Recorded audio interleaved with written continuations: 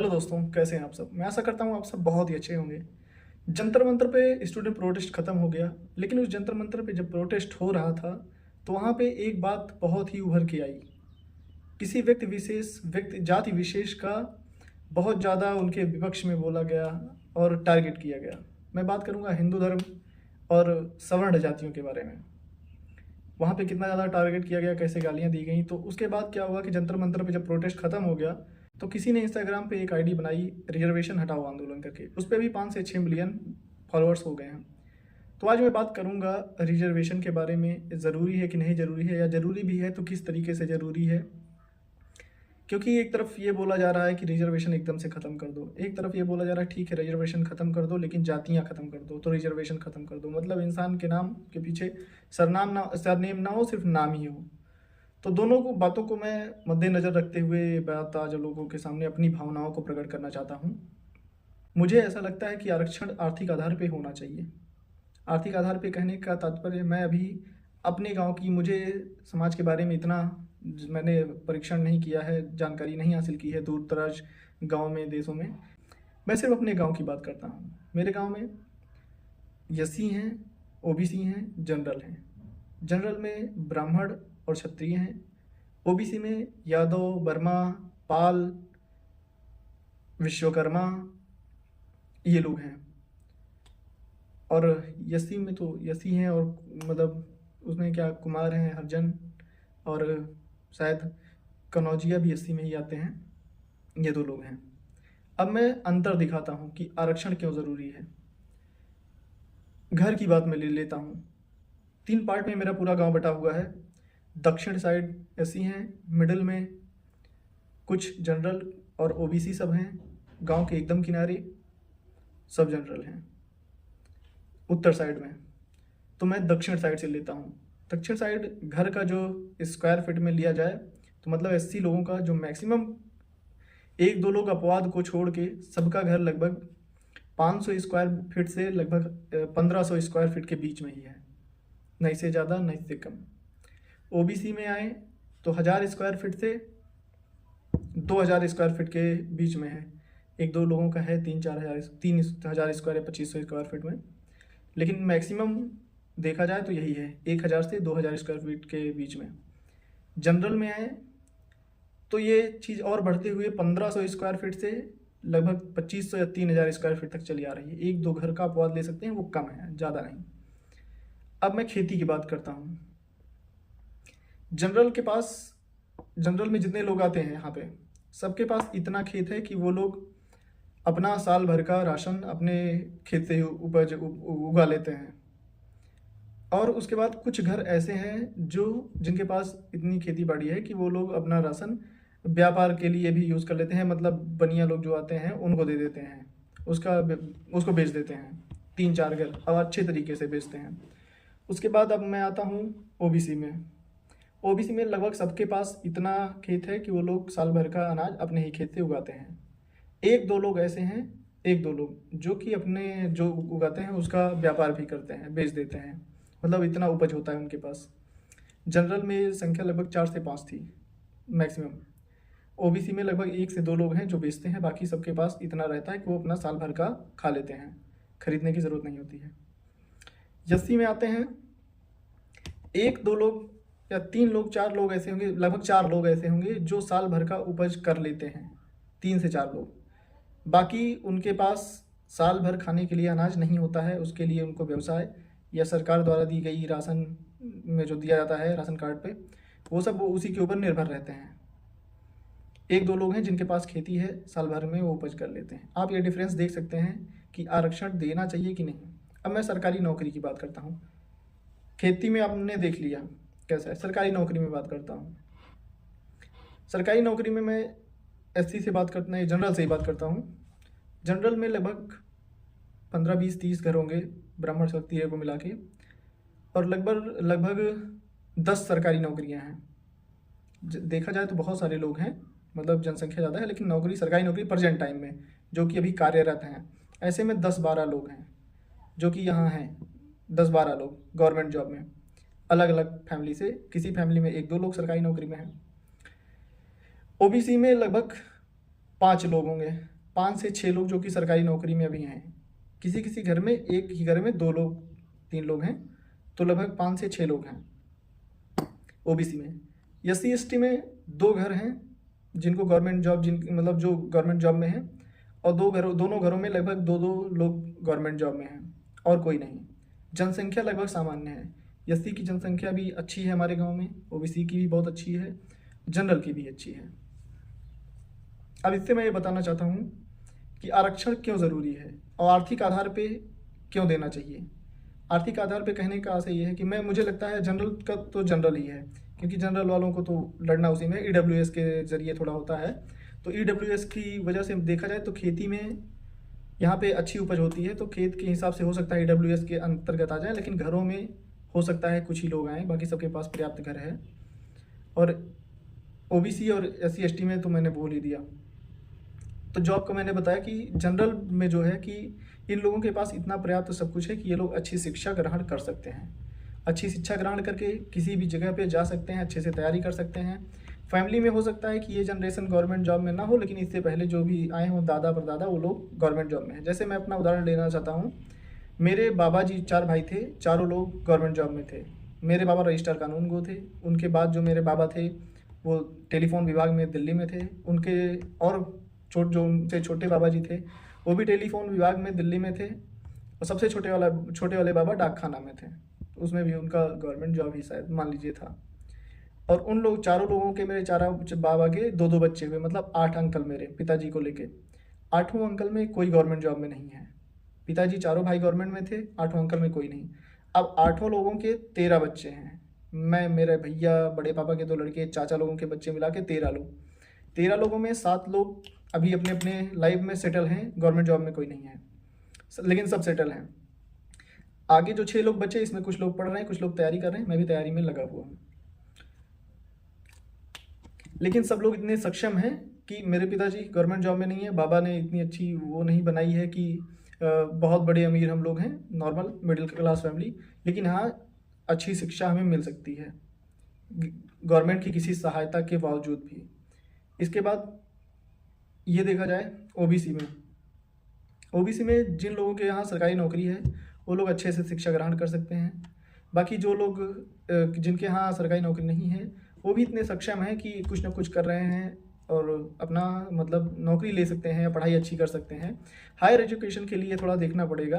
Higher education मतलब government college मिल जाता तो ठीक है, प्राइवेट में लेकिन थोड़ा दिक्कत है, क्योंकि इतनी अच्छी व्यवस्था नहीं है, इतना अच्छा पैसा नहीं है। और जाके बाहर तैयारी करने के लिए भी थोड़ा, उसमें कई लोग ऐसे होंगे, मैक्सिमम ऐसे होंगे जिनको जो मतलब हायर नहीं कर सकते कि अच्छी कोचिंग हायर करके अच्छे से पढ़ाई करें। अब ये चीज़ मैं एससी में जाता हूँ। एससी में मैंने बताया था कि 2 घर गवर्नमेंट जॉब में हैं, उनके बच्चे किसी भी क्षेत्र में जाके पढ़ाई कर सकते हैं, तैयारी कर सकते हैं, वो इतने सक्षम हैं, कुछ भी कर सकते हैं। और देखा जा रहा है कि वही बच्चे, उन्हीं लोगों के बच्चे आगे जा भी रहे हैं गवर्नमेंट जॉब में जैसे भी है, क्योंकि एक ही घर में 2-2 बच्चे, 3-3 बच्चे अपना गवर्नमेंट में जा रहे हैं। बाकी लोगों के पास इतना पैसा नहीं है कि वो अच्छी सी शिक्षा दे पाएँ, इतनी ज़्यादा सुविधाएं नहीं हैं उनके लिए। छोटे बच्चे हैं, 10 साल के हुए 10th में पहुँचे तो घर वाले ये बोल देते हैं चलो अब जॉब करो। तो उनको भी थोड़ी शिक्षा की ज़रूरत है, क्योंकि आरक्षण मिल रहा है तो पढ़ाओ लिखाओ अच्छे से, हो सकता है कहीं बच्चा सेटल हो जाए। तो उनके यहाँ बच्चों को आगे पढ़ाने के लिए पैसा देने के लिए पैसा नहीं है, क्योंकि उनके पास खेती की भी कमी है, जॉब की भी कमी है। तो वो लोग अपना पैसा सोचते हैं कि अपने जीवन यापन के लिए लगाएं कि बच्चों को पढ़ाने के लिए। आर्थिक आधार पे यहाँ पे बात हो रही है, क्योंकि आप यदि जातियों पे बात करें तो जातियों पे ये चीज़ नहीं संभव है, क्योंकि जातियों पे तो वो सब लोग आते हैं एसटी के कि मतलब सबको आरक्षण मिलता है, लेकिन नौकरी किसे मिल रही है? जो लोग आर्थिक रूप से सक्षम हैं उन्हीं को नौकरी मिल रही है, क्योंकि वही लोग अच्छी शिक्षा ग्रहण कर पा रहे हैं और उसके बाद वो जॉब में जा रहे हैं, उनको नौकरियां मिल रही हैं। तो मेरा कहने का तात्पर्य यही है कि आरक्षण ज़रूरी है, बहुत ज़्यादा ज़रूरी है। मैंने जनरल, ओबीसी, एससी तीनों के बारे में मैंने आपको बताया, लेकिन आरक्षण किस आधार पे ज़रूरी है? आरक्षण आर्थिक आधार पे ज़रूरी है। जो आरक्षण के योग्य हों, गवर्नमेंट ने ईडब्ल्यूएस का प्रावधान रखा, अच्छा था, क्योंकि जनरल में भी बहुत लोग होते हैं, मैं ब्राह्मण नहीं। एक्चुअली क्या होता है कि समाज में एक क्या कहते हैं, थोड़ा दिमाग की कमी है कह सकते हैं, या नॉलेज की कमी है कि जनरल की बात आती है तो सब लोग सिर्फ ब्राह्मणों को लेते हैं। जनरल में कई कैटेगरियाँ आती हैं, जनरल कैटेगरी में कई जातियाँ आती हैं, ब्राह्मण, क्षत्रिय, कई जगहों पे अग्रवाल लोग शायद आते हैं, मतलब कई लोग आते हैं, श्रीवास्तव, ये सब जनरल के ही हैं। और एक दो शायद मुसलमान की भी जातियाँ आती हैं, मुझे कंफर्म नहीं है, तो सिर्फ इनसे लिया जाता है। तो मेरा मुद्दा ये था कि जो भी हो, बहुत सारे लोग होते हैं जो कि आर्थिक रूप से सक्षम नहीं हैं। क्योंकि एक उदाहरण मैंने अभी अपने बाबा का दिया, बाबा जी सरकारी नौकरी में थे, उसके बाद उनके 8 बेटे गवर्नमेंट जॉब में नहीं हैं। जो पहले बाबा जी के पास चारों लोग एक साथ रहते थे, मेरे बाबा, जो ज़मीन रही होगी वो 8 पार्ट में गई, क्योंकि बटेगा, 8 पार्ट में गई। 40 बीघे मान लो है, पता नहीं कितना है, मुझे नहीं पता है, लेकिन इतना है कि साल भर का अनाज हो जाता है, दाल चावल गेहूँ जो भी है, प्रभु की कृपा से। तो पहले जितना था 4 भाइयों में, 4 भाई में वो पार्ट हुआ, उसके बाद 8 भाइयों में पार्ट हुआ। अब हम लोगों के टाइम पे वही चीज़ 13 लोगों में पार्ट जब हो जाएगी, तो खेती बाड़ी उस लेवल की नहीं हो पाएगी, सिर्फ हम लोग व्यवसाय पे निर्भर रहेंगे और अपने जॉब पे निर्भर रहेंगे। तो यही मैं बताना चाहता था कि आर्थिक आधार पे जो लोग उसके योग्य हैं उनको आप दीजिए, ओबीसी में भी, एससी में भी और जनरल में भी। जातियों के आधार पे आप देंगे तो सिर्फ वही लोग उस चीज़ का फ़ायदा उठा पाएंगे जो कि पहले से आर्थिक रूप से सक्षम हों। क्योंकि अच्छी पढ़ाई, अच्छी तैयारी, जॉब का आजकल आप लोग कंडीशन देख रहे हैं कि किस प्रकार से कंपटीशन है जॉब में। किसी भी सीट के लिए, एक सीट के लिए 1000 लोग, 2000 लोग, कई कई जगह पे कई हज़ार लोग एक सीट के लिए फॉर्म डाल रहे हैं, उसमें होना किसी एक का ही है। एसआई का रिजल्ट आया, उसमें 400 मार्क्स था, उसका कट ऑफ गया 370 360 जनरल का। इसका मतलब ये नहीं है कि इतना हाई कट ऑफ गया, इसका मतलब ये है कि बहुत सारे बच्चे, जितना की गवर्नमेंट को ज़रूरत थी, वो लोग बच्चे वहाँ पे पहुँचे हैं। सिर्फ उतने ही बच्चे लिए गए हैं जिनको गवर्नमेंट, मतलब जितना गवर्नमेंट को ज़रूरत थी, बाकी तो हटा दिए जाएंगे। मतलब किस लेवल की पढ़ाई, किस लेवल का की चीज़ें चल रही हैं, वहाँ पे पहुँच कौन रहा है? जो अच्छे से पढ़ रहे हैं, जिनकी अच्छे से पढ़ाई, उनकी बेसिक पढ़ाई, ये सब चीज़ें हुई हैं। इसके लिए ज़रूरी क्या है कि आजकल गवर्नमेंट का कंडीशन आप लोग देख रहे हैं, शिक्षा व्यवस्था में बहुत ज़्यादा परिवर्तन करने की ज़रूरत है। स्कूलों में, कॉलेजों में, इंटरमीडिएट स्कूल में, प्राइमरी स्तर पे अभी जनगणना चल रहा है, बच्चों का, प्राइमरी स्तर के बच्चों का स्कूल बंद ही समझो, क्योंकि सब लोग जनगणना में गए हैं। गवर्नमेंट लगा दी है, चलो जनगणना कराओ, बच्चों को क्या पढ़ाना। ये सब बातें मैं इसलिए भी बता रहा हूँ टीचरों का, कि मेरे अंकल टीचर हैं, बताते हैं कि भैया पढ़ाई ऐसी ही हो रही है, बाकी सब लोग वही जनगणना में ड्यूटी लगा दो, पढ़ाई नहीं है, चुनाव टाइम पे चुनाव में ड्यूटी लगा दो। तो इस कहने का तात्पर्य है कि शिक्षा व्यवस्था अच्छे से बनाएं, जिसके बाद हर घर में शिक्षा पहुंचे। और ये भी एक चीज़ इंपॉर्टेंट है, घर वालों को भी जागरूक करने की ज़रूरत है। जैसा कि आप लोगों को पता होगा, अभी मैंने बताया कि एक हमारे हैं भाई साहब, हरजन हैं, मैंने उनसे बोला कि भैया बच्चा आपका किस क्लास में? बोले हाई स्कूल पढ़ लिया है, अब सोच रहे हैं कहीं लगा दें उसको। हम कहे आगे क्यों नहीं पढ़ाना चाहते हैं? पढ़ाइए अच्छे से, कुछ जॉब वॉब मिल जाएगी, ज़िंदगी बदल जाएगी। किसी एक के घर में, किसी एक के नौकरी पाने के बाद पूरे घर का माहौल बदल जाता है। फिर उसके बाद वही एक बच्चा आगे कई लोगों को नौकरियां, मतलब सेट हो जाएंगे, सब लोग, मेंटालिटी बदल जाएगी। लेकिन जो ये भावनाएं हैं, बातें हैं कि नहीं अब चलो लगा दो, समय हो गया है, अरे 10वीं तक पढ़नी है, बहुत पढ़नी है, ये सब नहीं। इसमें क्या होता है कि जो लोग सक्षम हैं आर्थिक रूप से, उनके बच्चे जा रहे हैं। हमें अभी हमारे घर में वो अलग बात है कि मेरे बाबा जी गवर्नमेंट जॉब में थे, रजिस्ट्रार कानून गो थे, पिताजी नहीं पाए नौकरी, अभी हम लोग भी स्ट्रगल कर रहे हैं, जनरल की बातें हैं। तब उस समय की बात है, वो एक इंसान गवर्नमेंट जॉब में काम करता था, बाकी सब लोग खाते थे। ये सच्चाई है। हो सकता है कि जो मेरी वीडियो मेरे खानदान के या और कोई देखे, या अलग से कोई रिलेट करे, तो हो सकता है अच्छा ना लगे, लेकिन ये सच है कि पहले ऐसा होता था कि मैक्सिमम लोग खेती करते थे, एक लोग कमाते थे, सब लोग खाते थे। एक स्तर और मतलब चीज़ और बदल गई है, मैंने देखा मेरे बाबा के टाइम पे। आजकल क्या होता है कि जैसे मैंने बोला कि खेती बाड़ी की कमी होती है, इसी में खेती नहीं होती है, और ये लोग जो भी है अपने रोजगार या व्यवसाय से ही, मजदूरी से ही कमाते हैं, तो कैसे बच्चों को पढ़ाएंगे। ऐसे में मेरे गांव में एक अच्छा काम और हुआ है कि आजकल मैक्सिमम जितने बच्चे पढ़ रहे हैं, हो सकता है कुछ घर के बच्चे स्कूल ना जा रहे हों, तो बच्चे नहीं जाते हैं, घर वाले भी उनके कुछ नहीं बोलते हैं, तो उनको बोलना चाहिए, बताना चाहिए कि आप स्कूल जाओ, पढ़ो लिखो, डंडे से मार के भगाओ पढ़ाने के लिए अपने बच्चों को। ज़्यादा नहीं। हमारे इस गांव में अभी एक अच्छी चीज़ हुई कि पहले स्कूल जाने के लिए रोड पार करना पड़ता था, इलाहाबाद अयोध्या हाईवे है, उसके बाद प्राइमरी में तब जाते थे लड़के। लेकिन उसके बाद एक श्री राम जी सिंह जी हैं, उन्होंने एक स्कूल खोला, उनका आदर्श बाल विद्या मंदिर था हिंदी मीडियम से, उसके बाद उन्होंने खोला, कई साल हो गए, न्यू चिल्ड्रन एकेडमी, और ये स्कूल हमारे गांव में ही है, बाग में है। एक कई वीडियो में आप लोगों ने देखा होगा, एक मंदिर है ऐसे मार्केट जाते हुए, तो वहीं पे उसी के पास, तो यहाँ से 200 मीटर है लगभग। तो पूरे गांव के बच्चे किसी भी कास्ट के हों, सब लोग उसमें जाते हैं, और ये बहुत अच्छा डेवलपमेंट है। उनका जो ये सहयोग है गांव के लिए बहुत अच्छा, मतलब फीस तो लेते हैं जो 400 500 300 फीस होगा महीने का, लेकिन गांव के डेवलपमेंट के लिए बहुत अच्छे हैं। आज हर कास्ट के बच्चे उस स्कूल में जा रहे हैं, इंग्लिश मीडियम में अच्छे से पढ़ रहे हैं, 8th तक है। तो शायद जब 8th के बाद बच्चे निकलेंगे, चाहे जिस फैमिली से होंगे, उनके अंदर ये होगा नहीं हमको आगे पढ़ाई करना है, आगे की शिक्षा और ग्रहण करनी है, और सब लोग अच्छे से पढ़ेंगे तो लाइफ बदलेगी। ये बदलाव बड़ा अच्छा है। लेकिन जो बच्चे नहीं जा रहे हैं, तो उनके घर वाले भी नहीं बोल रहे हैं, उनके लिए आरक्षण होना ना होना इससे कोई फ़ायदा नहीं है। राशन मिल रहा है, राशन सबको मिल रहा है, जो फ़ायदे गवर्नमेंट दे रही है वो सबको दे रही है, लेकिन आरक्षण जैसे फ़ायदे इसका कोई लाभ नहीं उठा पा रहे हैं। उठा कौन रहा है? वही जो आर्थिक रूप से सक्षम है। तो मैं यही चाहता हूँ कि आर्थिक रूप से जो सक्षम है उनके लिए जो भी है कीजिए, लेकिन जो आर्थिक रूप से सक्षम नहीं है, किसी भी कास्ट में है, उनके लिए आप आरक्षण रखिए, उनको आगे बढ़ाने का काम कीजिए, तभी समाज की तरक्की होगी, देश का विकास होगा, तभी ये भारत एक विकसित देश बनेगा। अब मैं बात करना चाहता हूँ कि मेरे बाबा के टाइम पे और आज के टाइम पे एक छोटा सा अंतर कृषि को लेके, और इस बात को लेके, जैसे पहले खेती को बहुत मायने दिया जाता था, अभी पैसे को।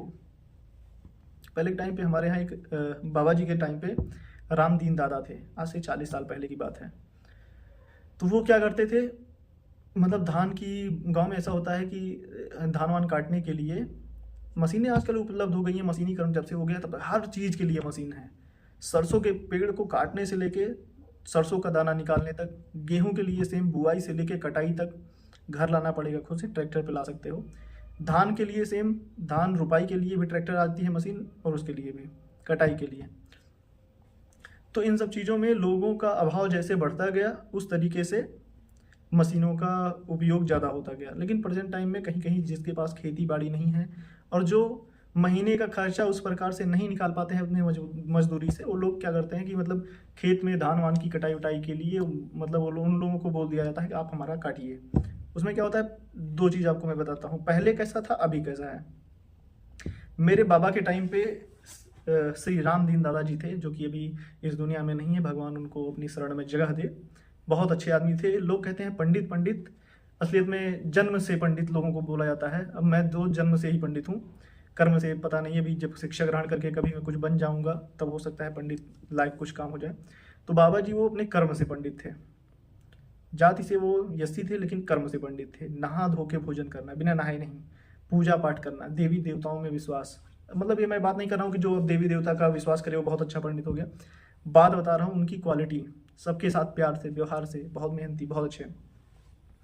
तो वो क्या करते थे, वो यहाँ पे रहते थे।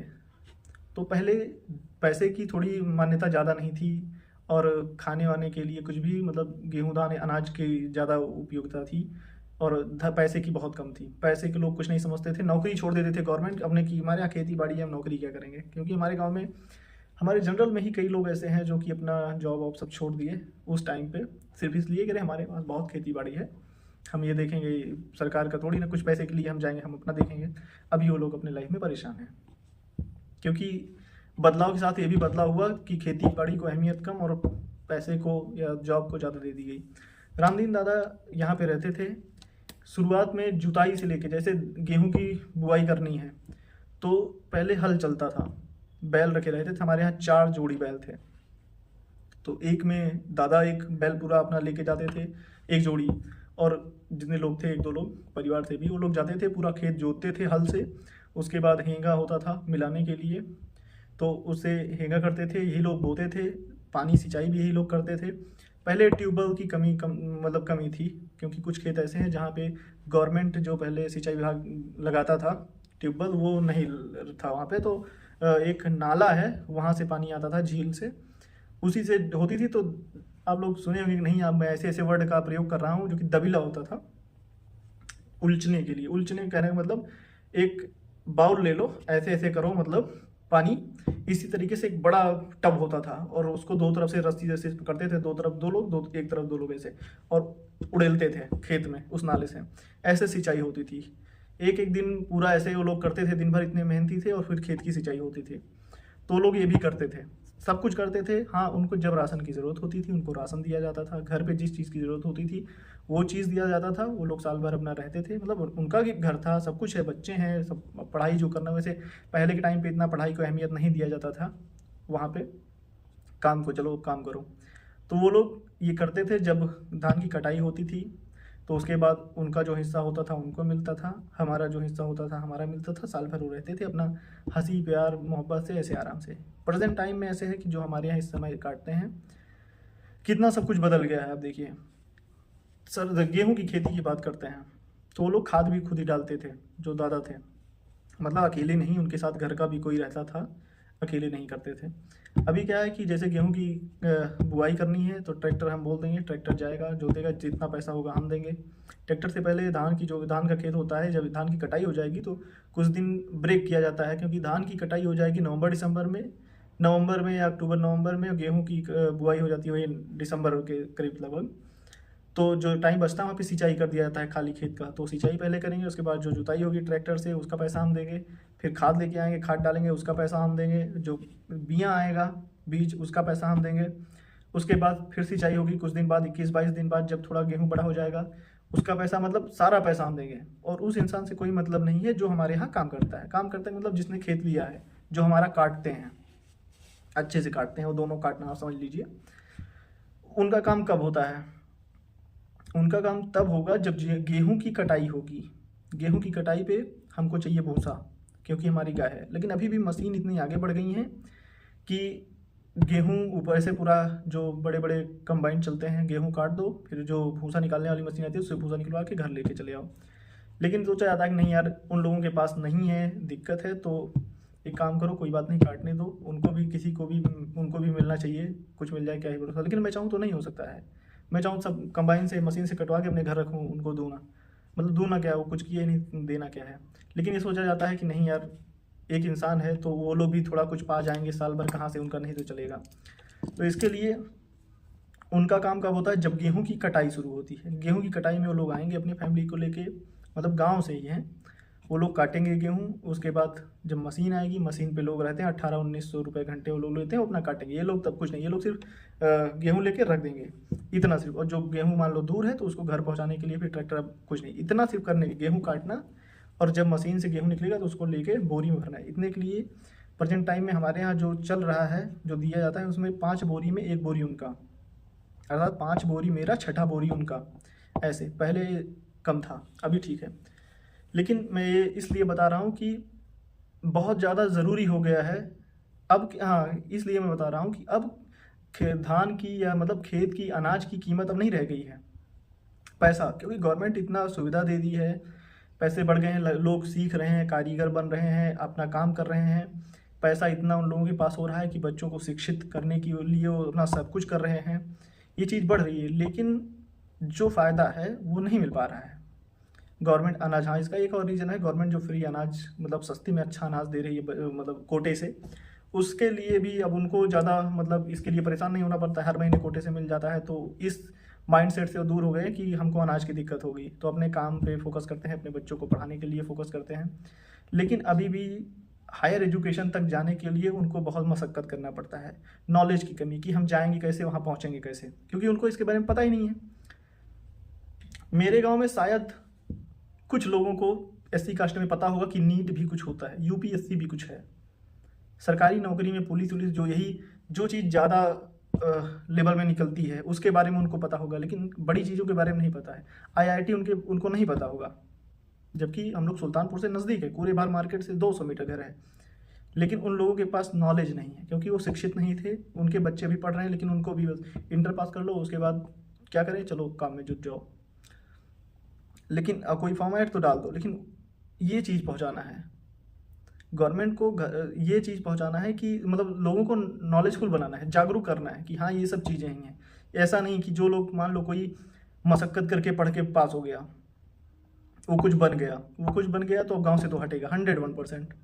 गांव से वो कहीं और गया, उनके जो बच्चे आ रहे हैं वो हायर स्कूल में, अच्छे स्कूल में पढ़ रहे हैं, उनको सब चीज़ की जानकारी है, बच्चों को बता रहे हैं तुमको ये बनना है, वो बनना है। एक तरफ वो हमारे यहाँ जो काटते हैं उनके बच्चे, हम लोग वैसे हम सबको बताते रहते हैं, हम क्या हमारे घर के लोग जो भी हैं ये लोग सबको बताते हैं कि भाई अच्छे से पढ़ो, ये करो वो करो, ऐसी चीज़ होती है। अभी हमारे यहाँ एक लोग पेंटिंग कर रहे थे भाई साहब, वो पहले हमारे खेत में काम मतलब रहते थे, तो उनका बच्चा 12th शायद 9th में पहुंचा या 8th में था, 9th में पहुंचा, तो उनको बोला गया कि केंद्रीय विद्यालय के लिए आप फॉर्म अप्लाई कर दो, केंद्रीय विद्यालय में हो जाएगा, बहुत सारी सुविधाएं मिलेगी, आपके बच्चे का भविष्य बहुत उज्जवल हो जाएगा। अब उनको केंद्रीय विद्यालय के बारे में पता ही नहीं है, तो बोले कि देखिए जब आएगा तो आप बता दीजिएगा। तो जब आया उसका फॉर्म तब भी बताया कि जाओ बेटे सबने बोल दो कि चला जाए, वो भी वही स्कूल में पढ़ रहा था जिसकी बात मैं कर रहा था। 9th में जब पहुंचा तो बोला गया कि केंद्रीय विद्यालय के लिए अप्लाई कर देना, हो सकता है आपका हो जाए। बच्चा होनहार था पढ़ने लिखने में, तो ये मदद किया गया कि भाई पढ़ हो जाएगा तो बहुत अच्छी बात है, नहीं होगा तो किसी से बात करेंगे, मान लो कोई होगा तो, जुगाड़ की बात नहीं कर रहा हूँ। तो लेकिन अंततः वो शायद ध्यान नहीं दिए, क्या वो कभी जागरूक थे ही नहीं इसके लिए।